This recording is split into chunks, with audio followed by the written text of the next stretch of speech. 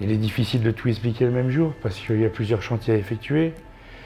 Et puis le déroulement, il se fait petit à petit. Il y a la mise en sécurité du salarié, mise en sécurité du poste de travail. Je leur explique différents produits. Ils ont des fiches techniques, ils ont un support d'activité. On essaie de travailler le maximum avec le service accompagnement. Il y a des gens qui arrivent chez nous avec un projet, qui réalisent leur projet à leur arrivée. Il y a des personnes qui ont des difficultés à trouver leur position. Donc on essaye de les conseiller ou de les motiver. Suivant l'accompagnement, on détecte les points forts d'un salarié, on détecte les freins. On voit certaines positions du salarié, il y a des personnes qui se braquent, peur de ne pas réussir. J'ai notamment une personne sur mon groupe qui était toujours braquée, qui n'osait pas passer le cap. Et avec certaines motivations, on essaye de les faire monter en compétences, s'occuper d'un petit groupe. Et au fur et à mesure des choses, on s'aperçoit, et la personne s'aperçoit bien qu'elle peut aussi faire un accompagnement et encadrer un petit groupe. On peut être amené à nettoyer une salle de sport, on peut être amené à nettoyer des vestiaires, on peut être amené à nettoyer des toilettes, une salle tout simplement. Mais par contre, on peut avoir un peu plus de responsabilité qui est le nettoyage des écoles, des PMI, des crèches. Donc c'est quand même des responsabilités quelque part qui est engagée aussi bien par moi que par les salariés. C'est des prises de conscience. C'est d'être professionnel.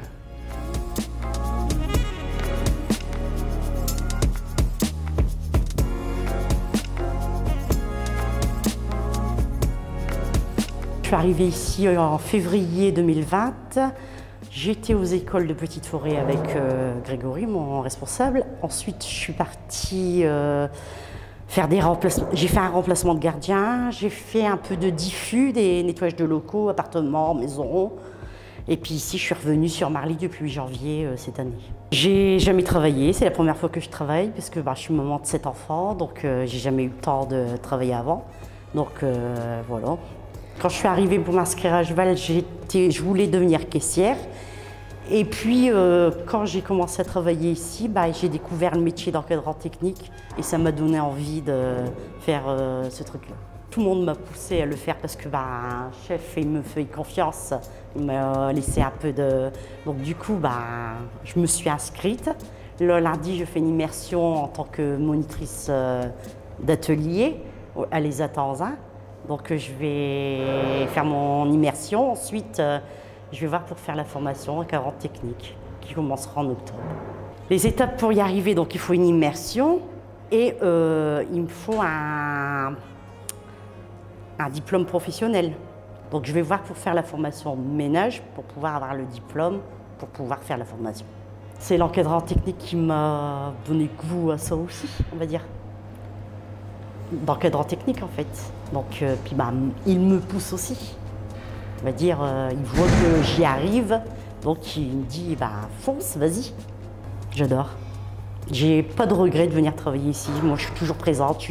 Je suis jamais en arrêt de maladie parce que j'aime pas prendre des arrêts de maladie. Je vais avoir mal au dos, vraiment que je sois bloquée. Le fait de travailler ici, ça me fait du bien moralement. Ça fait plaisir de sortir. Voilà, je veux dire, ça fait du bien en fait. Oui, il y a des choses qui ont changé parce que je ne me voyais jamais travailler, parce que je savais que j'étais maman. Je suis partie et j'adore mon boulot. Nous avons entamé avec vous un processus qui nous permet d'avoir les services d'Acheval au profit de nos services techniques, par exemple, et au profit du pôle éducatif de notre collectivité. L'insertion par l'économie, je serais plus sensible en disant l'insertion d'abord par le social. Et surtout, il nous faut travailler individuellement, par projet, par personne, de façon à ce que chaque personne puisse à la fois découvrir sa propre voie, la construire, et puis faire évoluer son plan de marche comme ils le souhaitent. Oui, cette satisfaction, bon, elle est toujours, vous savez, la qualité ne s'achève jamais, c'est un challenge permanent, parce que ce qui m'importe, c'est de faire en sorte, et ça c'est un sujet qui m'est très, très à cœur, que tous nos agents territoriaux qui sont ici chez nous pour des périodes temporaires, ils sont placés sous des contrats qui s'achèvent sous 1 an, 18 mois, peut-être un peu davantage. Ces gens-là, on les aide à pouvoir se réinsérer dans la vie professionnelle. Et AGEVAL est un partenaire essentiel parce que quand nous avons des départs de contractuels, eh bien, nous préparons ces départs par des entretiens auxquels je participe, moi personnellement, en liaison avec notre directeur du CCAS, de façon à ce que nous accompagnons ces personnes-là sur un projet de développement. Il faut absolument que ces personnes-là puissent continuer à vivre grâce à leur effort, grâce à leur travail, grâce à leur investissement personnel.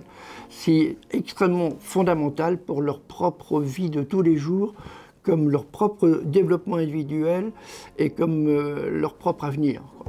Mais ça ne fait aucun doute que que la réflexion peut être menée avec, par exemple, des associations de propriétaires, de résidences, avec des associations sportives, avec des particuliers, avec des maisons spécialisées dans le 3e âge, etc., où on peut tout à fait imaginer que des partenariats se nouent.